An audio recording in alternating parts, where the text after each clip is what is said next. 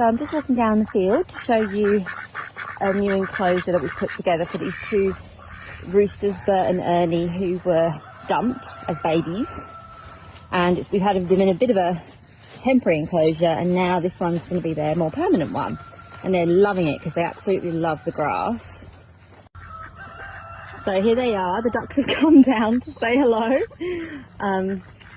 It still needs a coop because at the moment they're having to sleep in these carriers, which means lugging them up and down to the house every night. This is Bert and this is Ernie. And I guess that's one of the costs when people say about their dumped roosters, or like they're not taking them, like the wire and star pickets and everything for this enclosure. It's money that we didn't have, so it all went on credit card. And as you can imagine, like another 2 carriers in the house every night, along with the 8 other roosters we have in the house, are a lot. But the boys are loving it so far. They were in their little temporary one, but they didn't have any grass in there. So they're loving this now because they've got all this grass.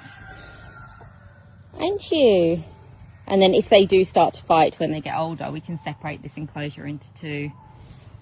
But we've got roosters all the way up the other side of the field. You can probably hear some of them. And the ducks just supervising everyone, aren't you? So we'll need to add another tarp shelter in one of the corners. They've got some decent shade from trees, but we might add a shade sail as well because it's very hot at this time of year. And definitely a coop is needed. Or 2 really, because they do tend to bicker, these 2 boys. That's why they're in 2 separate carriers. And then we've just got some final bits of tightening up the fencing to do, and then this one will be done. So yes, it just there's a lot that goes into caring for new roosters, because you have to kind of bear in mind that eventually they'll probably need to be separated. So when we took in the 8 roosters, that's 8. Oh look, you've tipped over your food already.